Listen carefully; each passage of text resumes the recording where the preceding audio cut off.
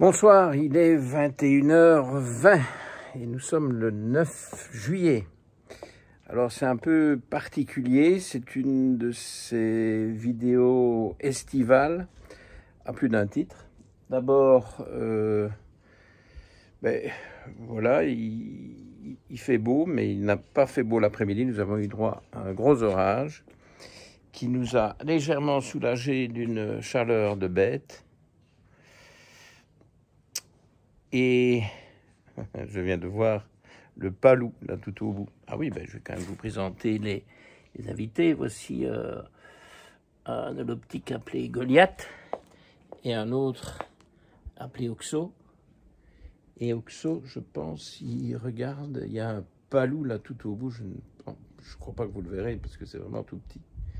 Mais il est là au-dessus et il attend la promenade. Garfield vient de... Ah, mais Garfield est là aussi. Vous voyez Garfield? Voilà, c'est la petite tache rousse, là, le long du trottoir, juste à côté de la grosse maison blanche. Vous voyez, ils sont tous là, ils attendent tous la promenade. Écoutez, il a fait une chaleur de bête, 32 degrés. On dort mal, je suis un peu flagada, j'espère que je ne vais pas trop bafouiller. Je m'empare de mon Goliath. Heureusement, avec l'orage, il fait un peu meilleur. Mais à l'intérieur, il fait chaud.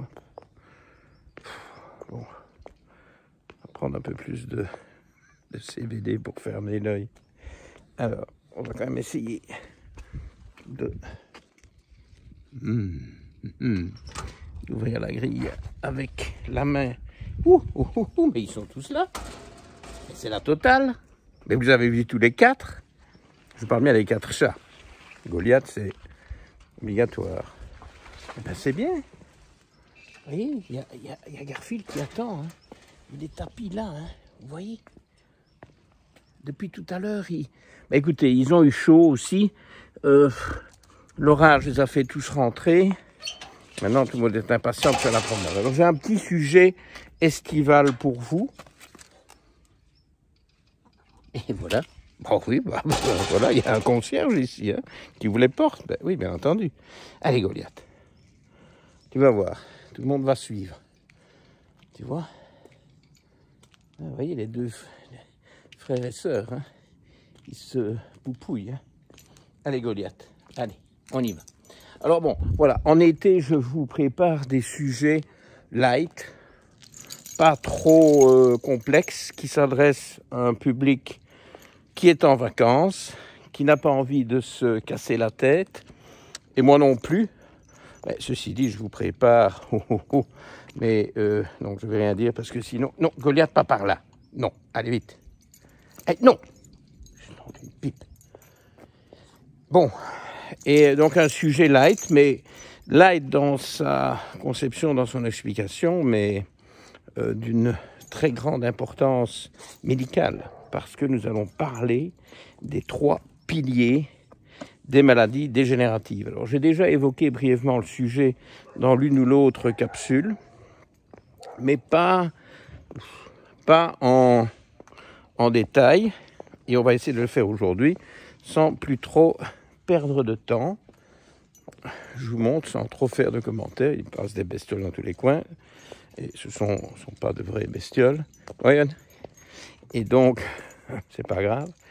Les 3 piliers des maladies chroniques dégénératives qui sont, alors, bon, pour quand ce sera le moment du chat, je donne un peu de temps parce que je vous demanderai les réponses sur le chat. Je vous rappelle les chats tous les vendredis 19h30.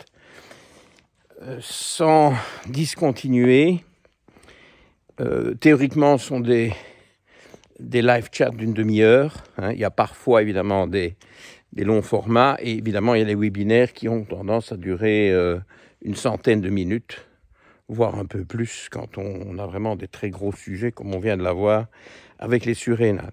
Alors, je vous préviens, j'en profite, je fais ces petits préliminaires maintenant, parce qu'à la fin, je sais que j'aurai pas le temps. Au mois d'août, pas de vidéo et pas de live chat. Pause, ok ? Pause du mois d'août, qui sera la première pause en 3 ans et demi. Alors, je crois qu'il y a besoin pour tout le monde.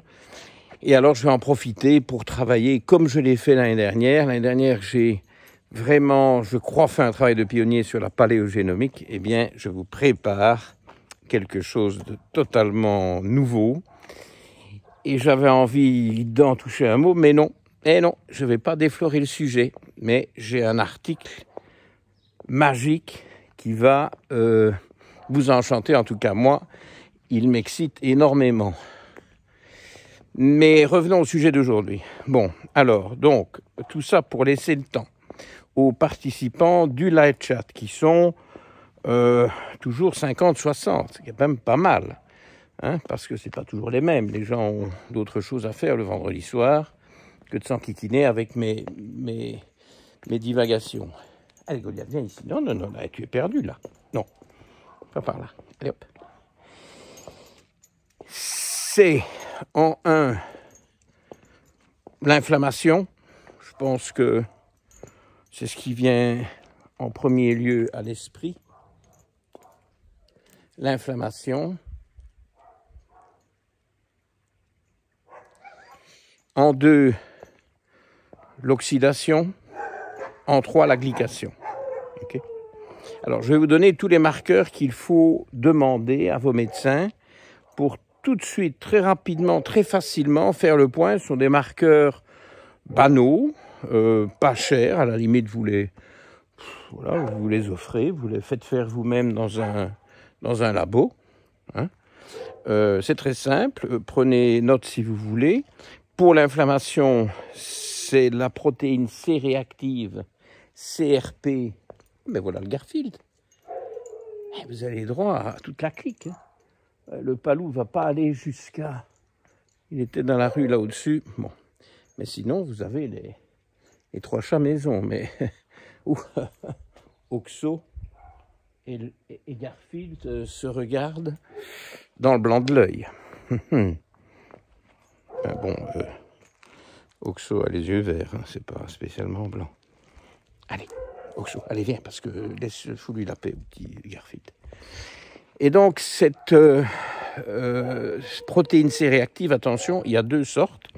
Il y a la CRP, on utilise toujours CRP, C-Reactive Protein en anglais. L'acronyme est celui de l'anglais, CRP.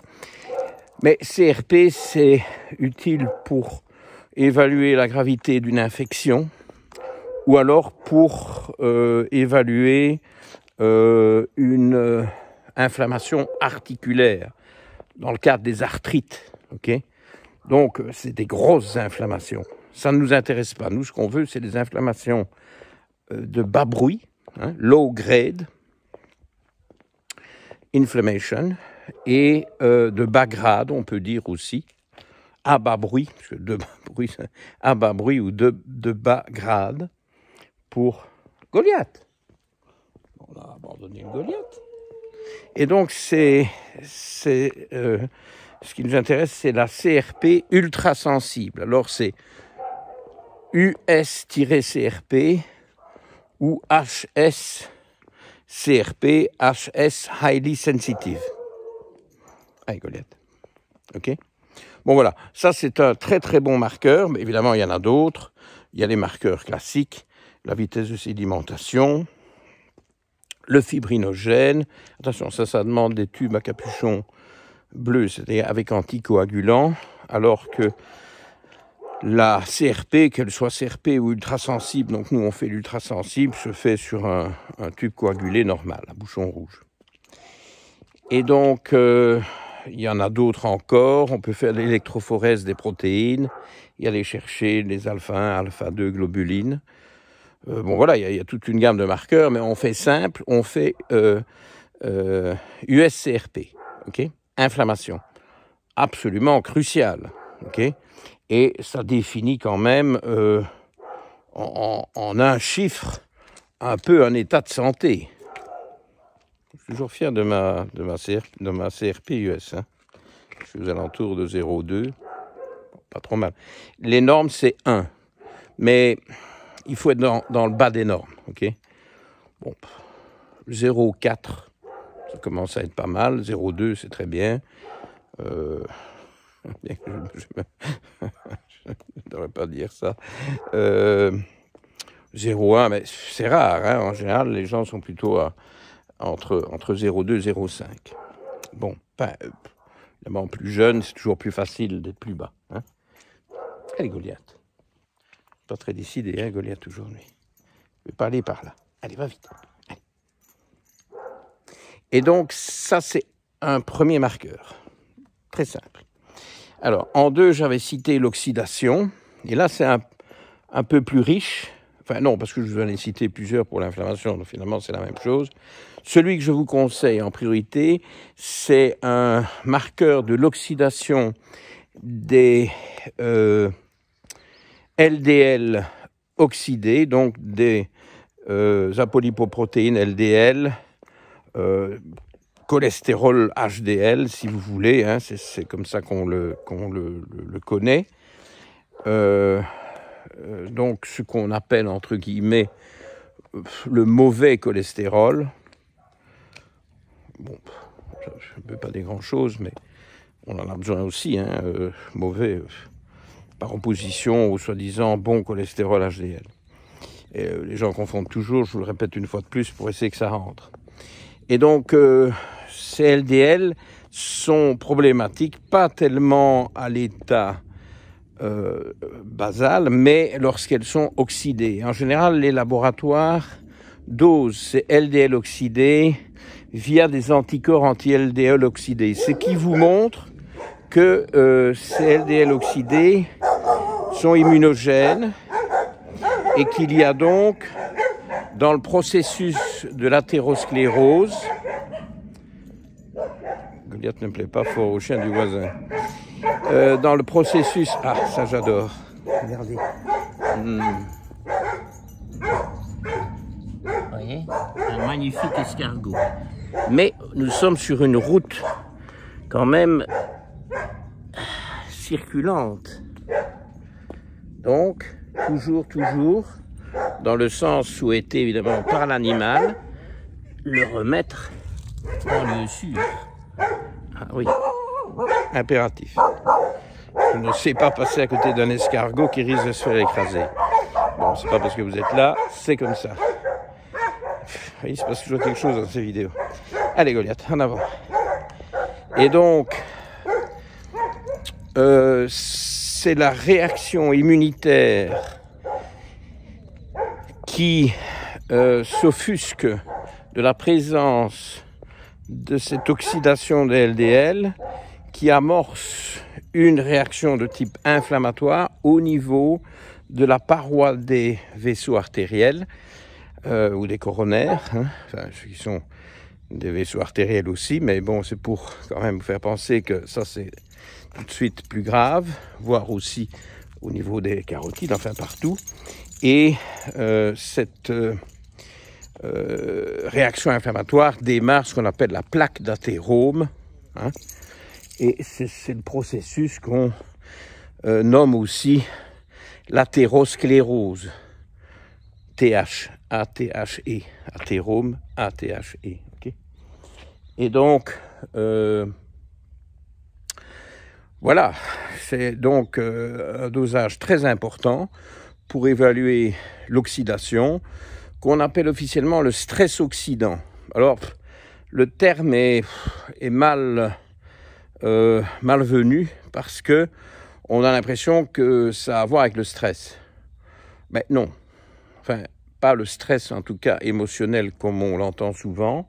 C'est une forme de stress, c'est une forme d'agression, mais c'est pas émotionnel, okay, c'est biologique, biopathologique.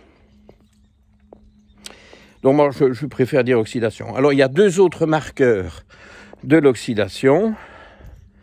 Il y en a un autre dans le sang, c'est la MPO, la myéloperoxydase. MPO est l'acronyme, myéloperoxydase, oui, peroxyde, oxydase, oxydation, qui est facile à obtenir. Il y a toute une collection, mais vous voyez, là, il y a eu l'orage, hein. Il y a une collection de petits escargots. Vous voyez, les petits bruns. Enfin, ceux-là, ils sont pas sur la route. Alors, oh, il y en a encore. Oh, il y en a plein. Oh, nom d'un chien, il y en a plein. Ouh là là, mais il y en a partout. Ok. Ah, c'est génial. Oh, j'adore les escargots. Pas pour les manger, hein, mais pouf, on va quand même garder notre sujet, parce que sinon, à force d'escargots, et puis il y aura les limaces. Ah, je nourris les limaces sur ma terrasse. Un de ces jours, une limace va se présenter à vous sur mon profil Facebook. Ah oui. Eh oui, je les nourris la nuit. Ce sont des animaux plutôt nocturnes. En tout cas, les miennes. Et je sais où elles se tapissent en attendant leur petite pâtée.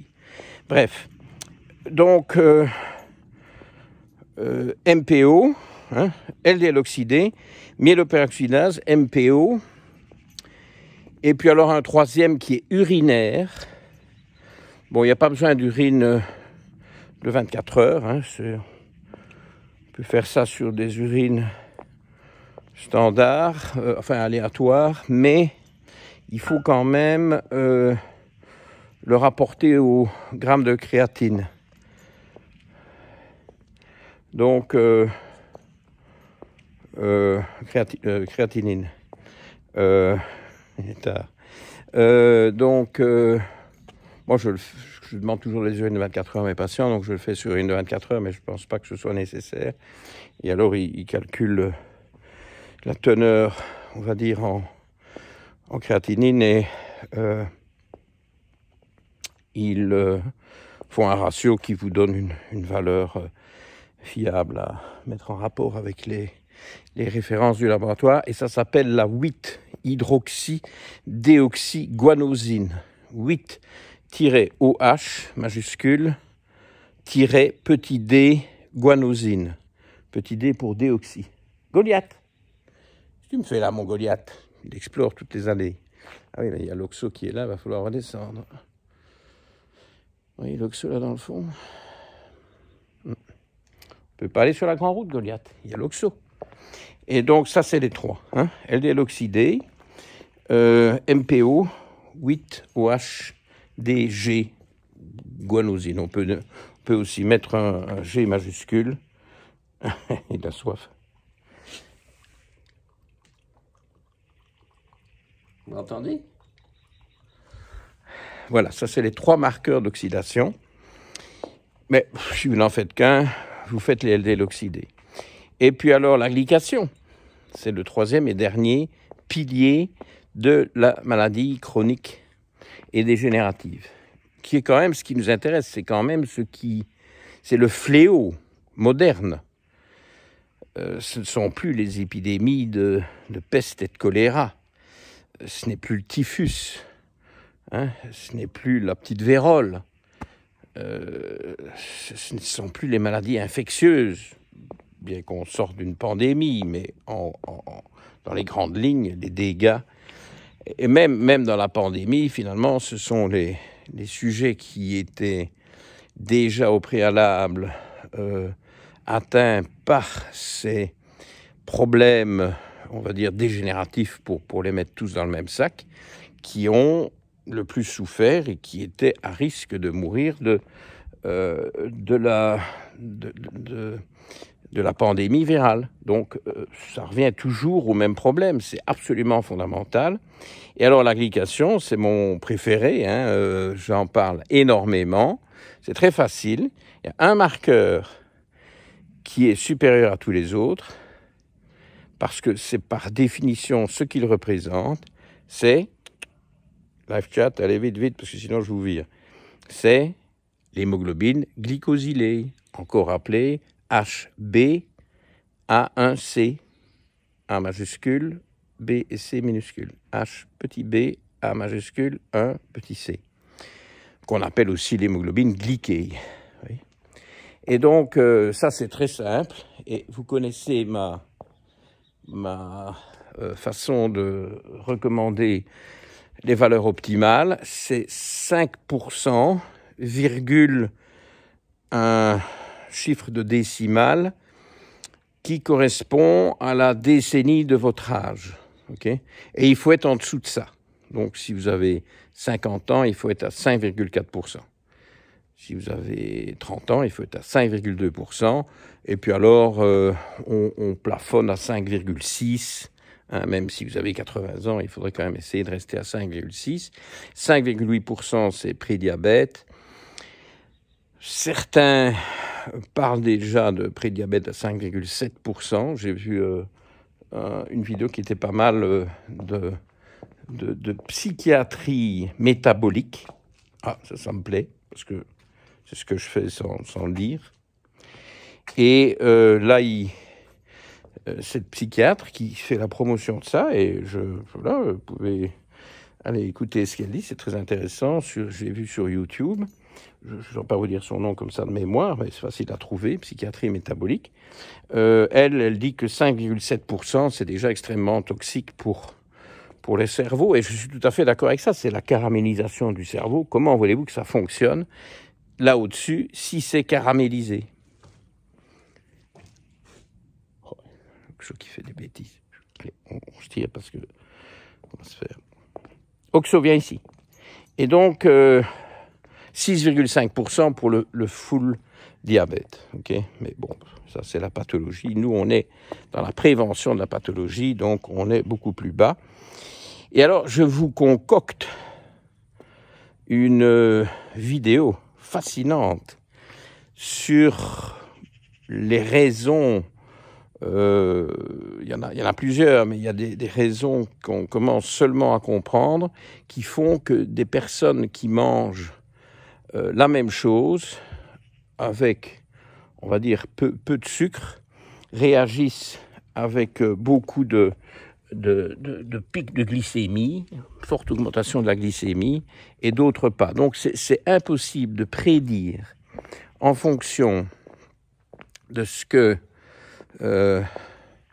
quelqu'un vous décrit dans son anamnèse alimentaire, d'anticiper un taux de HbA1c. Il faut le mesurer. Parfois, on se dit, ouf, ça va pas être terrible, et c'est mieux que prévu. Et parfois, c'est tout à fait l'inverse. Donc, il y a plein de facteurs qui jouent. Bon, je ne vais pas me lancer là-dedans aujourd'hui. Ce sera une vidéo absolument cruciale sur laquelle je travaille. Bon, je ne sais pas quand elle va sortir. Je ferai peut-être cette recherche poussée au mois d'août. Donc, ne vous étonnez pas si vous ne l'avez pas ici en juillet.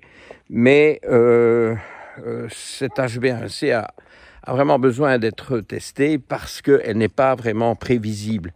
Et ça part dans les deux sens. Ça peut être beaucoup mieux que prévu ou beaucoup plus mauvais que prévu parce qu'il y a plein de mécanismes qui jouent pour favoriser ou empêcher les pics de glycémie en fonction de ce qu'on mange. Mais évidemment, la règle d'or, c'est quand même de ne jamais manger sucré. Voilà, je redépose Goliath parce qu'il faut qu'on échappe à la grande route. Oxo étant présent, on ne va pas sur la grande route.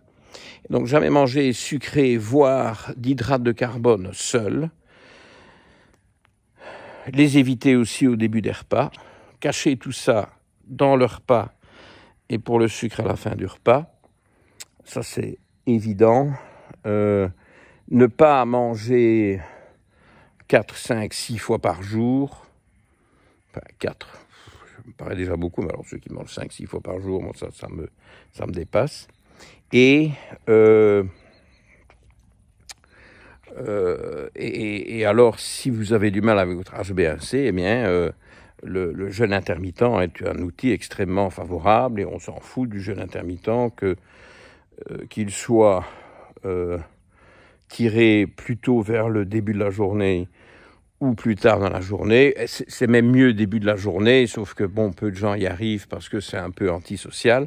Mais si vous y arrivez, c'est très très bien. Et donc le jeûne intermittent permet typiquement de diminuer l'hémoglobine glycosylée. C'est un des meilleurs outils, mais la chronologie de ce que vous mangez joue énormément. Probablement que la chronologie joue encore plus que les quantités, si ça reste des quantités raisonnables. Vous voyez ? Mais une petite quantité de sucre ou d'hydrate de carbone mal répartie, eh bien, ça va complètement ruiner votre HbA1c. Je vois ça tout le temps. Et ne vous faites pas d'illusions, notamment pour les sujets âgés, s'ils sont secs, presque maigres et rabougris, si j'ose dire, c'est pas très politiquement correct, ça ne veut absolument pas dire que l'HbA1c est bonne. Il faut aller tester, et parfois elle est catastrophique. Ce sont des petites veuves qui vont rencontrer des copines, faire des petits thé, biscuits à 11 heures, un autre thé ou café, hein, je ne sais pas, avec gâteau à 16 heures, qui grignotent, etc. C'est catastrophique et elles peuvent déjà être dans un délabrement avancé au niveau de la glycation avant même de s'en rendre compte. Il faut tester. Il y a beaucoup plus de gens qui sont prédiabétiques sans le savoir. Bon, Goliath va absolument aller sur la route. Bon, j'espère que Oxo ne va pas revenir une deuxième fois. On va faire une deuxième tentative. Et que de gens qui se rendent compte. Donc, je reviens constamment avec ce message-là parce que, et en plus, on me dit que les médecins en France, probablement en Belgique aussi d'ailleurs, enfin, je crois qu'en France c'est encore plus grave, rechignent à doser l'HbA1c. Mais qu'est-ce que c'est que ça pour une connerie? Il n'y a pas besoin d'être à jeun pour doser l'HbA1c. Ah oui, c'est la glycémie moyenne des 3 derniers mois. Vous voyez, c'est les couches de sucre qui couvrent l'hémoglobine. Et donc, c'est la caramélisation de l'hémoglobine sur 3 mois. Et donc, il n'y a pas besoin d'être à jeun. Donc, voilà, ça vous passe. Vous présentez dans un labo, 10 €, cling, et vous avez la valeur. Okay, et en disant ça, je vais aider des gens, sauver des vies, entre guillemets. C'est évidemment, c'est du long shot. Très important. Donc, dans quel ordre je vous l'ai mis? Inflammation USCRP, oxydation LDL oxydé et glycation HbA1c. Petite vidéo simple pour prendre de bonnes résolutions, recommencer à la rentrée après les congés avec la bonne méthode et aussi le moyen finalement de vous soigner vous-même pour une grande mesure. Parce que tout ce que je dis là, est-ce que vous avez besoin de faire des gros frais en médecine fonctionnelle? Pas vraiment. Alors évidemment, si vos résultats sont calamiteux, il faut peut-être consulter. Mais espérons qu'ils ne le sont pas. Et en tout cas, s'ils sont améliorables, eh bien, vous allez les améliorer cet automne. Voilà. Alors, bon, je me suis calé parce qu'il y a Oxo qui remonte. On va passer toute la nuit ici à faire des allers-retours dans la côte. À bientôt. À la prochaine. Vous serez là. Bye bye.